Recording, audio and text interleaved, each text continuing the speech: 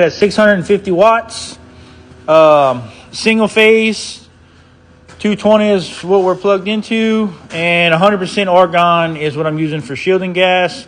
All right, I've got my ground clamp, put that on the table, put my handy dandy glasses on. Let's see how this works here. I just take this 14 gauge scrap.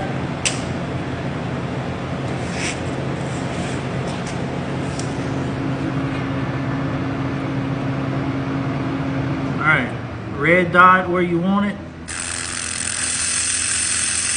And we're welding. So it's pushing me along here. I'm not doing any travel speed or anything. It's just pushing me.